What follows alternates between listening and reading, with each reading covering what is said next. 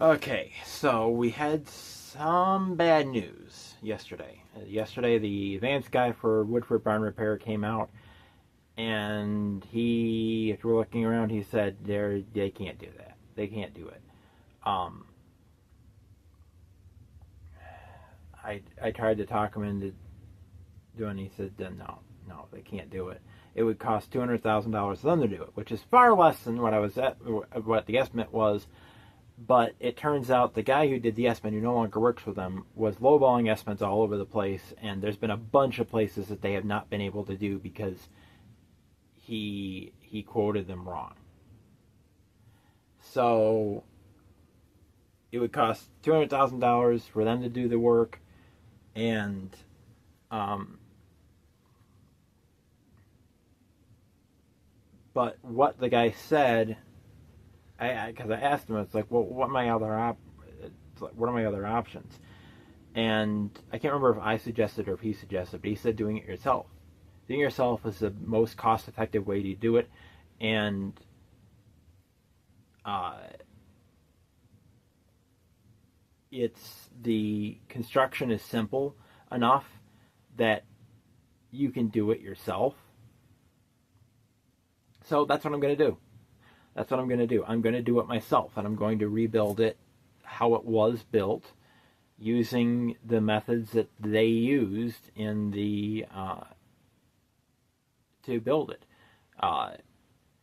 cutting things and stuff. Which I don't. I have some of the tools to do that. I don't have all the tools to do that, but I'll buy the tools, and it will cost me considerably less to do it myself than it would have than even their estimate originally was.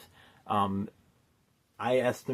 did the numbers, crunched numbers for equipment rental, the boom lift to tear apart the barn and roof and stuff. I'm coming in with an estimate of, not counting the roof, I'll have a professional do the roof, but I came in with an estimate of approximately $22,000 to $30,000 for me to do it myself. That is replacing two 8x8, roughly 20-foot long posts that need replacing. The one that broke, and there's one that is rotting some at the back. That he said it'd be best to replace that instead of trying to fix it. Just replace it. The cross beam, which is 25 feet long, 7.5 by 7.5, and all those things I can get from a reuse place that tear down barns, and I can get that from them. And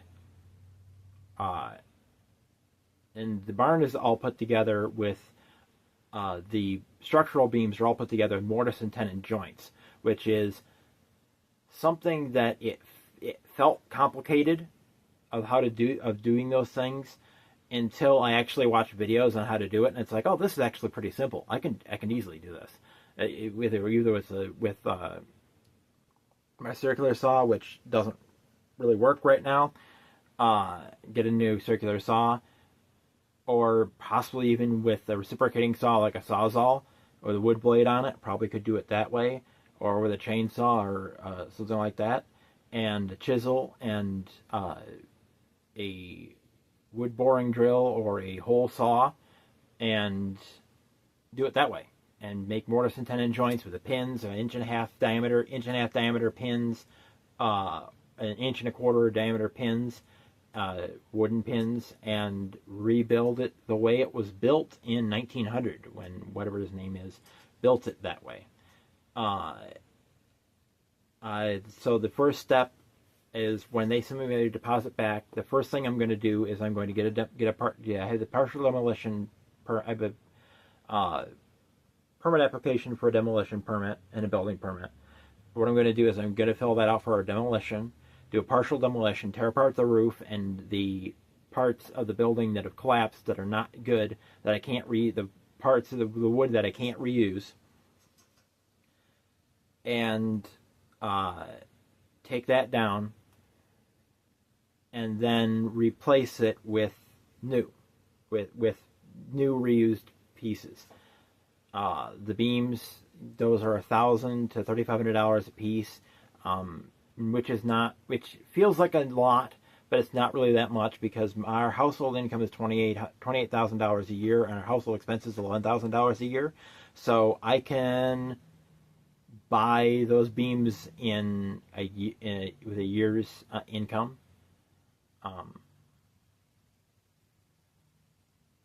So it's going to be interesting. It'll be interesting, but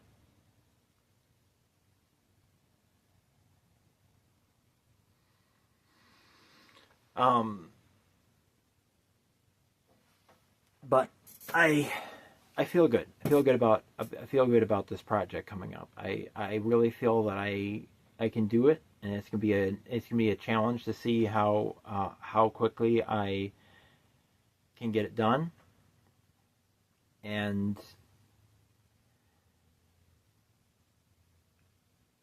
I really feel at peace with deciding to do it this way and deciding to do it myself and this. So I know there's going to be people who are not gonna support me.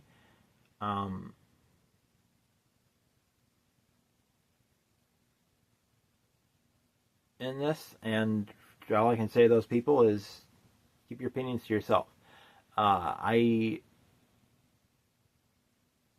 Model railroading community, I found out in my lifetime, is a very negative, full of a lot of negative people that are very critical, which is sad, because that should not be the case. So I'm going to be learning how to do woodworking. Mortise and tenon joints are where the I think it's a tenon part that goes in. It's 2 inches by 7.5 to 6 inches, depending on how big it is. Yeah, that's gonna be interesting. It's gonna be so cool to see to do this, and to really challenge myself to do something that I would never have expected myself to even think about doing. But I oddly feel very calm and very, very capable. I feel very confident in my ability to do this work. I've already got it planned out how I'm going to do it, and the equipment I need to rent to do the work how it needs to be done. And of course I'll be getting ladders and stuff, because I will need to have a ladder against the wall and stuff. And you'll see every single bit of the process as it's done, from the tearing apart of the roof and everything, getting rid of the junk and everything. I'll document it all, and the GoFundMe will stay up, because people will still want to help with it. And I think, and hopefully people will be a lot more willing to contribute financially to it when they see the work, being progressing along. Because we got very few donations. A lot of people were not supportive of repairing the barn. They said just tear it down and replace it, which I told people over and over again, but they still do not understand. It will be the minimum is $60,000 to build a new barn in that place. You have to tear apart, you have to take out the foundation, you have to take everything out, build a new foundation, build everything on, to build a new on top of it, and that's $60,000 at minimum, up to $250,000. It's not an option. For me to do it myself and cost materials and renting equipment and stuff, it's going to cost me approximately $22,000 to $30,000, and that's not counting the roof. The roof will be extra on top of that, but that's not that much. It'll be about another $10,000, so it'll be about $40,000 that the GoFundMe is for. And everything I contribute financially to it, I'll mark down on the GoFundMe as an offline donation. So when we hit that $40,000 mark, then it'll be good. So I'm excited to get going on this project. Any negative comments, you'll get blocked immediately, because we don't need negativity. We don't need negativity or anything like that. I've dealt with enough negativity in my life. I'm not dealing with it anymore. So anyone saying anything negative, you're going to get blocked immediately. So you'll be able to still see the videos and still comment, but I won't see your comments. Nobody will see your comments.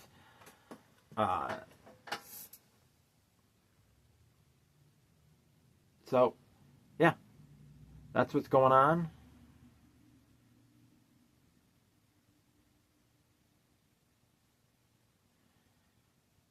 And it's going to be interesting to see it happen. Now let's do a short. Let's finish off this video with a short little operations with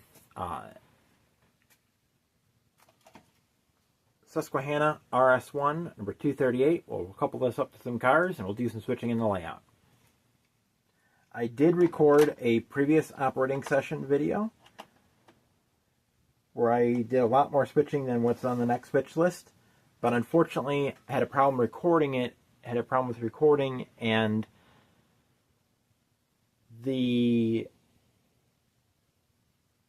some of the footage was upside down. I'm not quite sure how it happened. It was showing it recording it right side up, but I recorded it upside down for some reason, so I had to throw out all that footage. So I only have a couple cars to switch out in this switch list. So let's get on the layout and do some operations, and hopefully we'll be doing regular content, at least a video at least 2 videos every month throughout the rest of the year. Alright, so our train today is near Susquehanna Western 238 and Atlas Classic RS1. And then we have one of our Broadway Limited B&O coal hoppers, another Broadway Limited B&O coal hopper, and then we have the Athearn Genesis caboose. Now all 3 of these coal cars, all 2 of those coal cars are going here in place of this spur.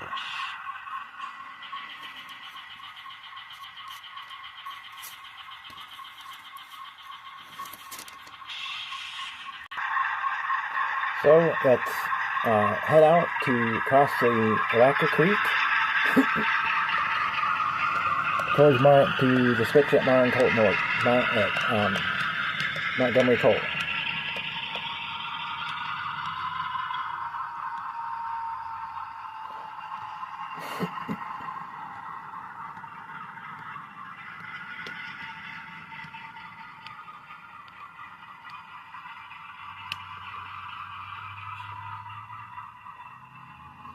We'll stop there. And uncouple from the caboose. And pull clear of the switch.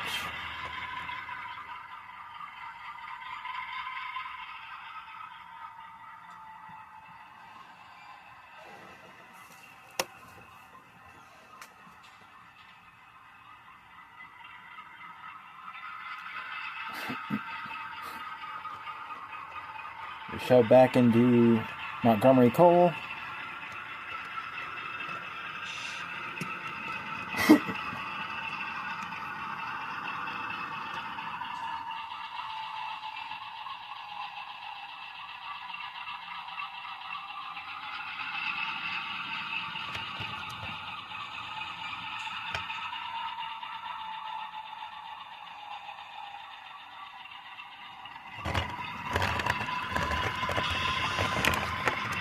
And up there.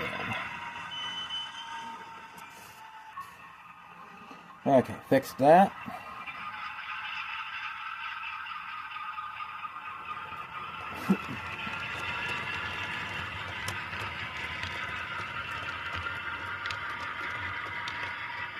And we pull out of Montgomery Coal.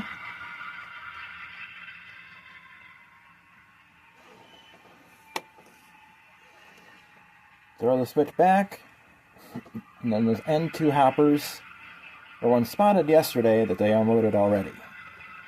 They also spotted that 3rd coal hopper, but that's actually going to be unloaded tomorrow.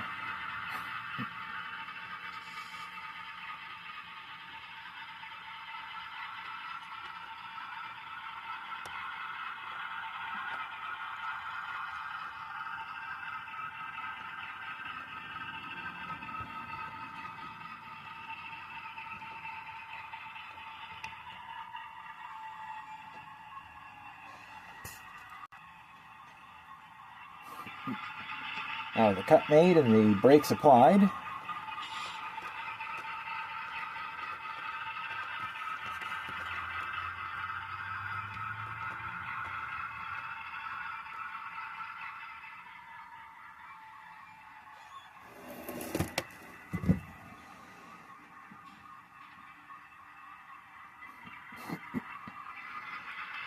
The local will shove the 4 loads back into the spur.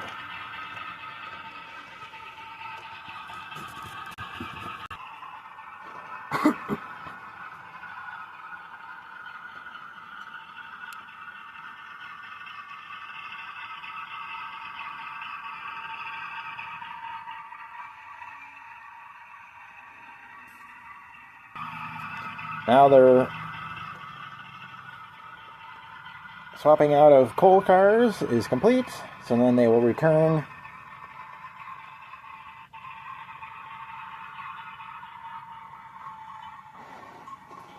to their train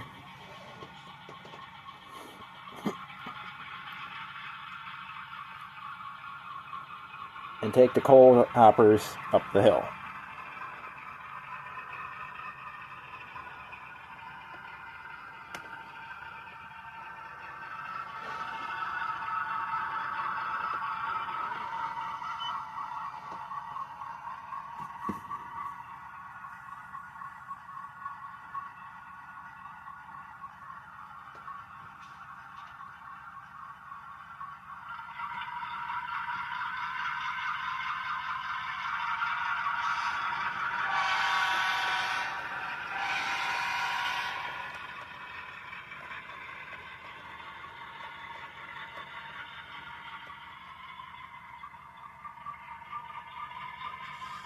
And that ends this day's work.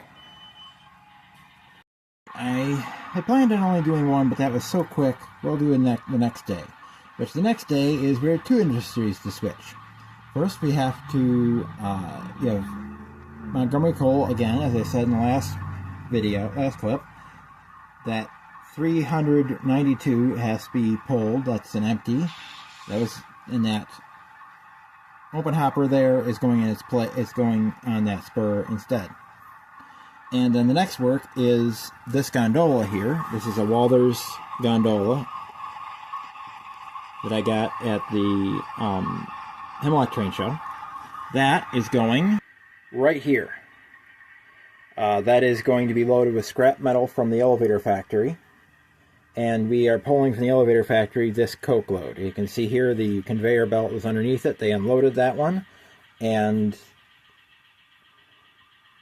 they are ready for that to be pulled. So that's their order of business in this day's switching. So our first order of business is to get the coal hopper out of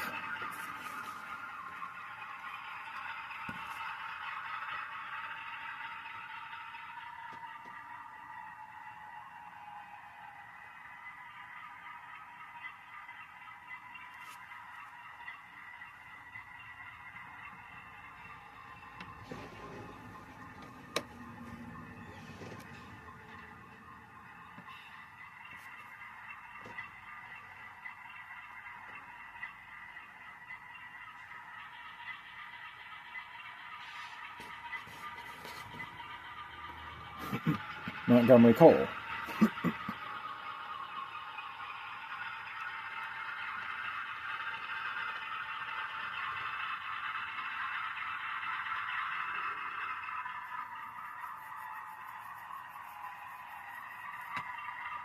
Bang!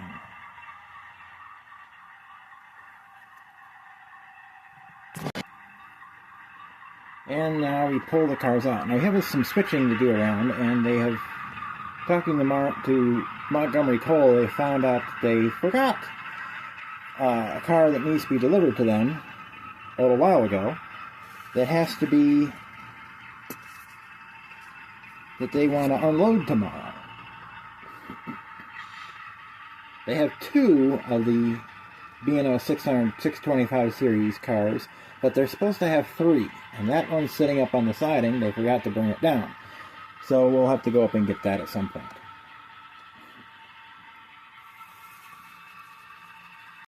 Now what they've done is they've set out the car that they're pulling, which is the B&O car, and the car that Montgomery Coal does not need the coal in that for a while.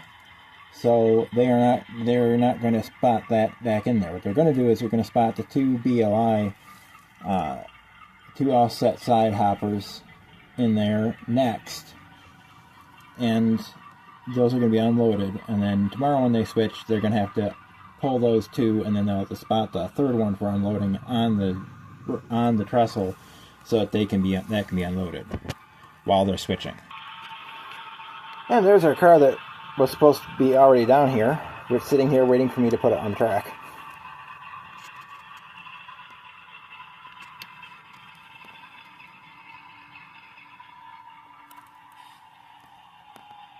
Spotting these two cars on the coal trestle, and there we go. And we'll leave those there for unloading.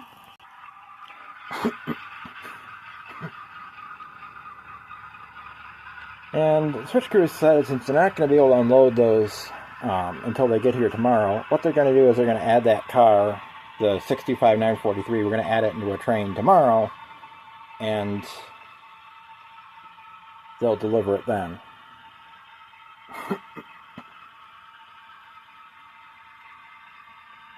So the next order of business is to be getting the PRR hopper and the B&O that they brought with them onto the coal spur, onto Montgomery Coal and that spur, and then they'll be going to the next business.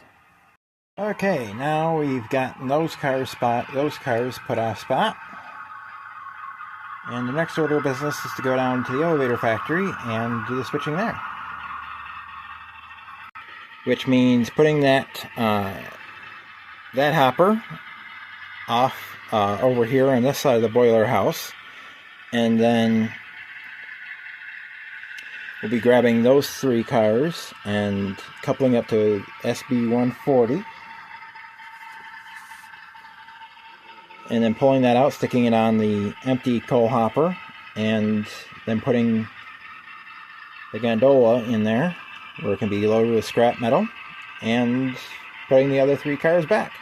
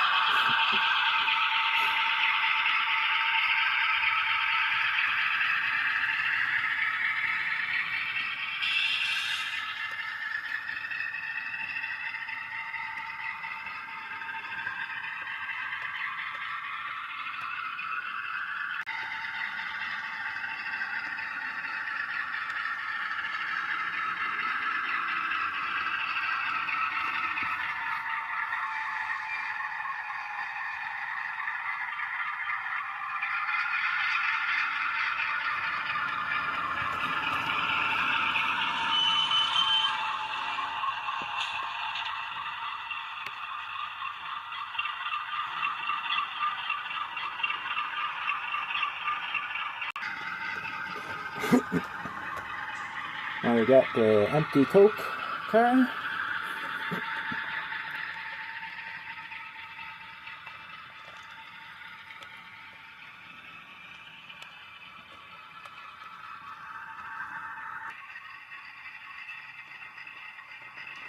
And now we've dropped that car with the other empty, and you pull away from it.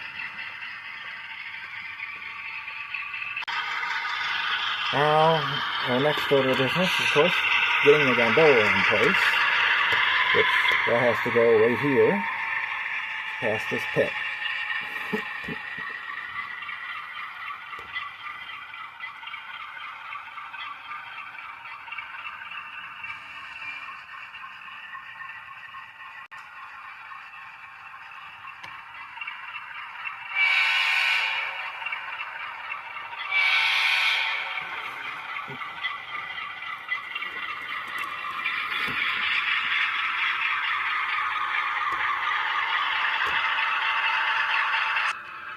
There we see them putting coal cars back in place.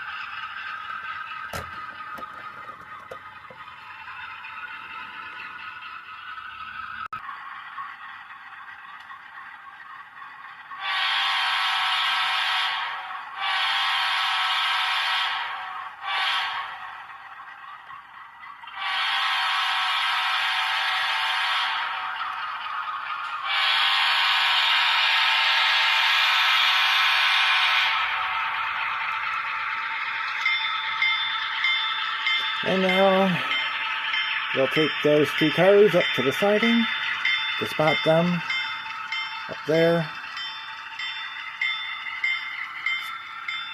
And the next train, the promise train is going to be longer. We're going to have an empty box car, I believe, or something empty, to the elevator factory. We're going to have another car of coal coming in for the elevator factory. Another load of coke. We'll be picking up 2 empty coke hoppers and the empty coal hopper. Near concrete pipe is going to have a cement hopper pulled and the cement hopper spotted. I don't know what that is. They're going to pick up a load of pipe.